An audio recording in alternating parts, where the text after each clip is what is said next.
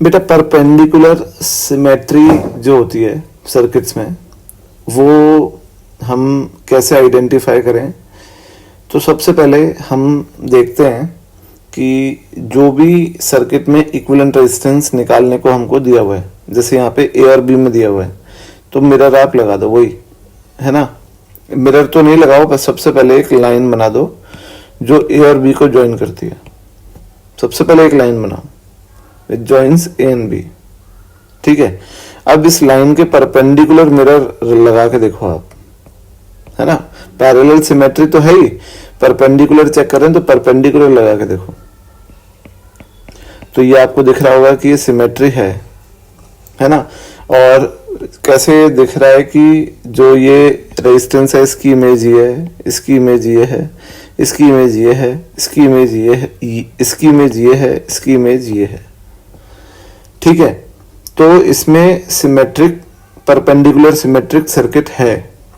तो अब यहाँ पर आपको फोल्डिंग नहीं करनी है, फोल्डिंग पैरेलल सिमेट्री में करते हैं, यहाँ पे नहीं करनी है। अब यहाँ पे आपको क्या करना है कि आइडेंटिफाई करना है इमेज ऑब्जेक्ट रेजिस्टेंस पेयर।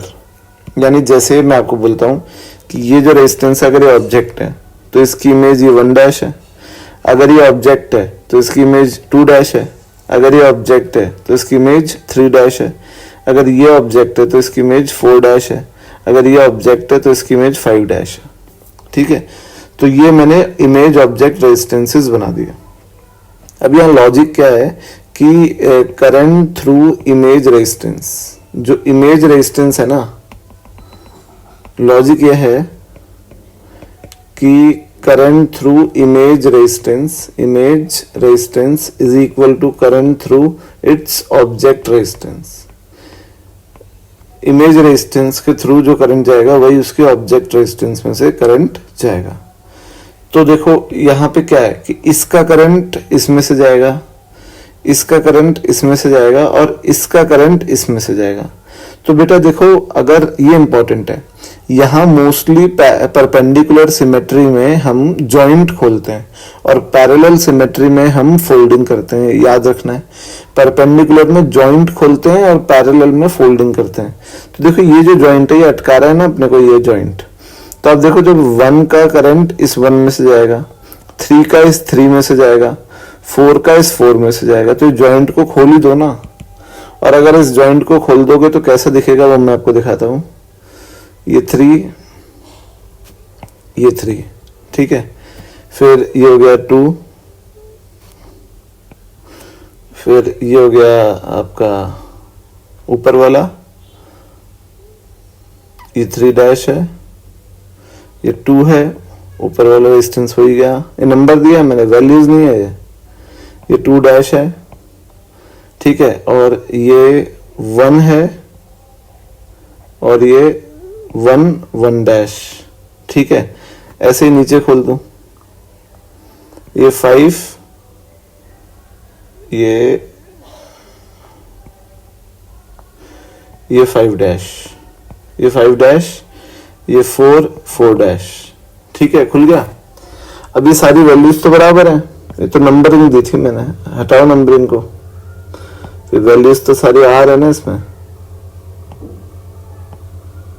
ठीक है। तो ये बताओ कि इस डेल्टा का कितना हुआ?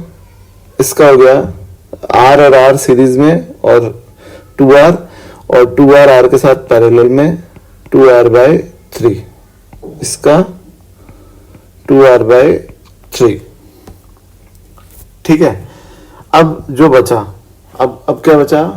अब ये बना कि A और बीच वाला, ये दोनों बीच वाले, ये और ये, ठीक है, ये दोनों हो गए 2R, ये B, ये A था, ये B था, ठीक है। ऊपर वाला हो गया R, 2R/3 और R, तो R और R तो हो गया सीरीज में 2R और उसके साथ सीरीज में 2R/3। सिमिलरली नीचे 2R और ये 2R/3, तो R इक्विवेलेंट आएगा, देखो 2R/3 और 2R/3 और 2R सीरीज में हो जाएगा आपका 8R/3, ठीक है। 8r/3 और 8r/3 पैरेलल में है ना, 4r/3 दिख रहा है आपको, ये 8r/3 और ये 8r/3 है ना, पैरेलल में कितना हो गया 4r/3, 4r/3 और 2 पैरेलल में, तो 4/3 इंटू 2 अपॉन 4/3 प्लस 2, r लगा दो बाहर, ठीक है। तो ये आ जाएगा 8 अपॉन नीचे आ जाएगा 6 प्लस 4 10, तो आर इक्वलेंट आ जाएगा 8/10 विच इज 4/5। दिख रहा है बच्चों, 4/3 इंटू 2 हो गया 8/3 और नीचे हो गया 10/3, तो 3 से 3 कैंसिल, 8/10 दैट इज 4/5। तो इसका इक्विवेलेंट रेजिस्टेंस आ गया 4r/5, ठीक है। अब हम इस क्वेश्चन को अब नेक्स्ट क्वेश्चन पे आते हैं अपन। इस क्वेश्चन को हमको फिर से परपेंडिकुलर सिमेट्री से ही करना है। तो सबसे पहले जो ए और बी हैं उनको कनेक्ट करने वाली एक लाइन बना दो, जो ए और बी को कनेक्ट करती हैं। तो ये लाइन बना दी अपन ने, ठीक है। फिर हम क्या करते हैं कि इस लाइन के परपेंडिकुलर एक मिरर रख देते हैं। ये मिरर रख दिया अपन ने, ठीक है। अब ये आप देख सकते हो कि जो ये है 1 इसकी इमेज है 1 - 2 इसकी इमेज है 2, ठीक है। तो आप current of 2 will be equal to current of 2, current of 1 will be equal to current of 1। तो अगर इसका करंट इसमें से जा रहा है I1, इसका करंट इसमें से जा रहा है I2, तो इस रेजिस्टेंस का कोई काम ही नहीं है, इसको हटा दो। तो इसको हटा दोगे तो क्या बनेगा, तो ये कुछ ऐसा बनेगा, मैं आपको दिखाता हूं, ठीक है ना।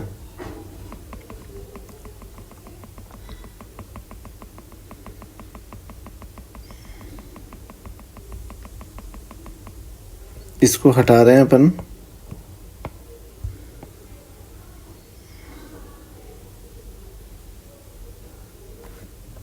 ठीक है। अब सिंपल है, अब तो R और R सीरीज में 2R, R और R सीरीज में 2R, और ये 2R और ये 2R, 2R और 2R पैरेलल में, R और R नीचे पैरेलल में R/2, ठीक है बच्चों। अब आते हैं अगले क्वेश्चन पे। इस क्वेश्चन में बच्चों हम अगर ये एक मिरर रख दें, ये वाला है ना, ये देखो आप मिरर इमेजिन करो, मैं बना देता हूं, ये देखो। तो आपको दिख रहा होगा कि इसकी इमेज ये है, इसकी इमेज ये है, इसकी इमेज ये है, इसकी इमेज ये है, तो सिमेट्रिक है। तो इसका करंट इससे जाएगा, ठीक है, इसका करंट इससे जाएगा, इसका करंट इससे जाएगा, जो यहां जा रहा होगा ना नीचे, अलग कलर से हाईलाइट कर देता हूं, वो इससे जाएगा। तो बेटा जब ऊपर वाले का करंट यूं घूम रहा है, इसका करंट यूं जा रहा है, तो इस जॉइंट का कोई मतलब ही नहीं है। तो इस जॉइंट को हटाओ, तो ये जॉइंट अगर हटेगा तो ये कैसा दिखेगा,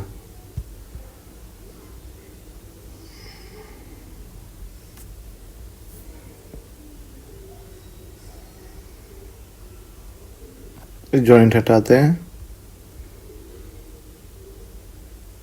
ये बन गया, ठीक है, जॉइंट खोल दिया। तो अब ये बताओ कि 9 और 9 सीरीज में 18, 9 और 9 सीरीज में 18, 18 और 18 पैरेलल में 9, और ये 9 और ये बीच वाला 9 पैरेलल में 9/2, तो बन गया ए,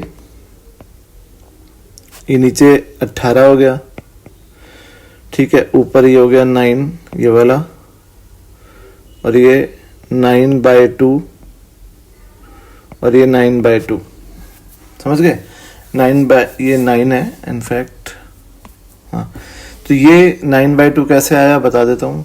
ये 9 और 9 18, 9 और 9 18, 18 और 18 पैरेलल में 9, और वो 9 और ये 9 पैरेलल में 9/2। ठीक है, तो ये हो जाएगा आपका आर इक्विवेलेंट हो जाएगा 9, ऊपर वाला हो गया 9 + 9 18, 18 + 9/2 जो है वो हो गया 45/2। तो 45/2 इंटू 18 अपॉन 45/2 + 18।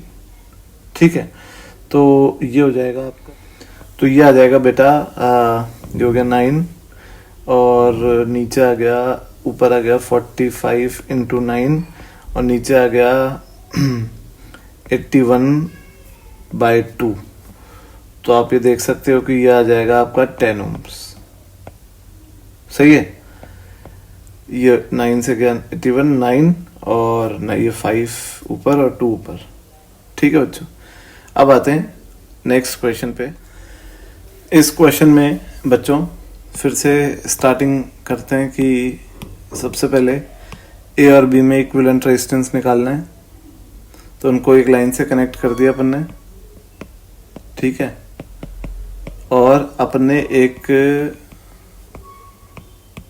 मिरर रख दिया इसके परपेंडिकुलर। दिख रहा है आपको? तो सिमेट्रिक दिख रहा है सर्किट। ठीक है, तो जॉइंट खोलना है।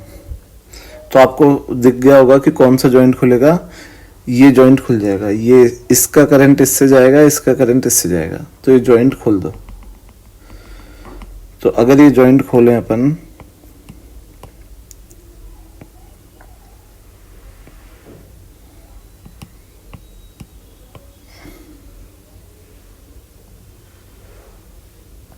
ठीक है, इस तरीके से खोल देंगे। तो ये जो आर और आर है ये 2R हो जाएगा, ये आर और आर 2R हो जाएगा, 2R और 2R पैरेलल में हो जाएगा R। तो इसका आएगा R, इसका आएगा R, और ऊपर 3R और नीचे 3R पैरेलल में। ये R, ये R, ये R 3R, ये R, ये R, ये R 3R, 3R 3R parallel में 3R/2। ये आ गया बेटा आंसर। ठीक है बच्चों, अब आते हैं अगले क्वेश्चन पे। इस क्वेश्चन में हमें इक्विवेलेंट रेजिस्टेंस निकालना है ए और सी में। तो हमने क्या करा कि मिरर प्लेस किया ए और सी को कनेक्ट करने वाली लाइन के परपेंडिकुलर, ये वाला, और देखा कि सिमेट्रिक है कि नहीं। तो सिमेट्रिक है, सारे इमेज ऑब्जेक्ट रेजिस्टेंसेस दिख रहे हैं। तो जॉइंट खोलना है। तो जॉइंट किस लॉजिक से खोलना है कि जो ये है, ये वाला मैं आपको दिखाता हूं, इसका करंट इससे जाएगा और इसका करंट इससे जाएगा। तो इस रेजिस्टेंस का कोई काम नहीं है, वैसे ही इस रेजिस्टेंस का कोई काम नहीं है। तो इनको, इसको हटा रहे हैं, इसको हटाएंगे, इसको हटाएंगे। ठीक है ना?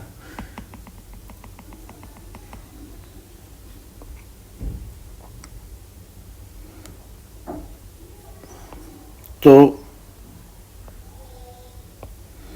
इसको हटाया,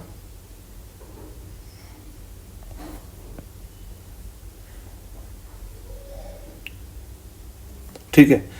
अब क्या हुआ, अब सिनेरियो ये हो गया कि ये हो गया 2R, ये हो गया 2R, ये हो गया 2R, ये हो गया 2R। ठीक है,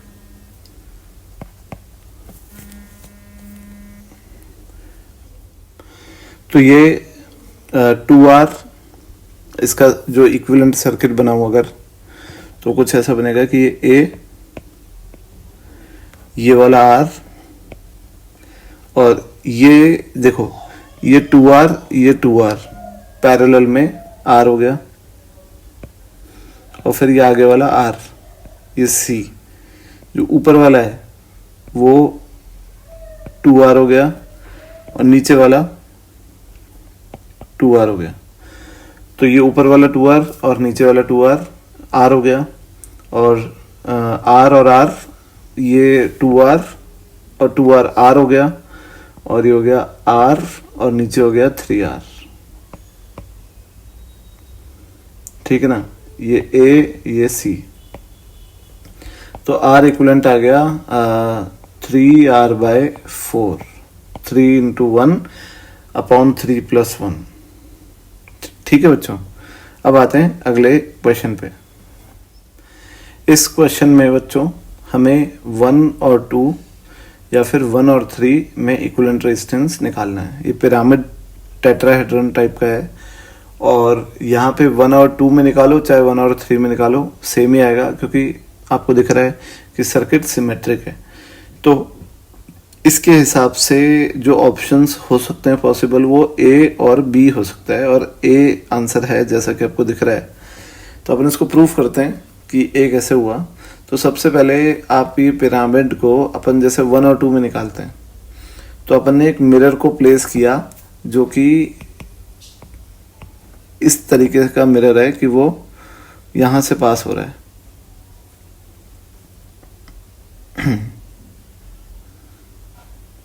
ये देखो, मतलब वो इस तरीके से आप देखो, इमेजिन करो कि मिरर 1 और 2 के परपेंडिकुलर जाते हुए 4 से पास हो रहा है।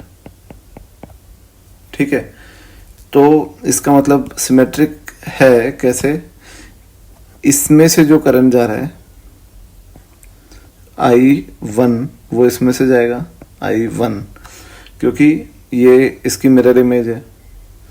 इसमें से जो करंट जा रहा है I2, वो इसमें से जाएगा I2, क्योंकि ये इसकी मिरर इमेज है। तो ये जो पीछे वाला बचा, ये वाला रेजिस्टेंस 4 और 3 के बीच में, इसका कोई यूज नहीं है। समझ रहे आप? तो इसको हटा दो। तो इसको हटाएंगे तो सिचुएशन कैसी बनेगी? इसको हटाने पे सिचुएशन ऐसी बनेगी कि ये देखो, हटा दिया। अब ये 2 ट्रायंगल हो गए, आपको दिख रहा होगा। ठीक है, तो ये सिचुएशन ऐसी हो गई, ये 1 और ये 2 और ये ट्रायंगल और ये ट्रायंगल। तो ये R, ये R, ये R, ये R, ये R। तो ऊपर R और R 2R, नीचे R और R 2R, 2R और 2R पैरेलल में R, और R और बीच वाला R, देखो ये 2R, ये 2R, ये 2R और ऊपर वाला 2R पैरेलल में R, और बीच वाला R और ये R, R/2। तो आंसर आ गया R/2। तो R/2 दोनों में ही आएगा, चाहे आप 1-2 में निकालो चाहे 1-3 में निकालो। ठीक है बच्चों, ये थे questions based on perpendicular symmetry. आगे हम सीखेंगे पाथ सिमेट्री। Thank you.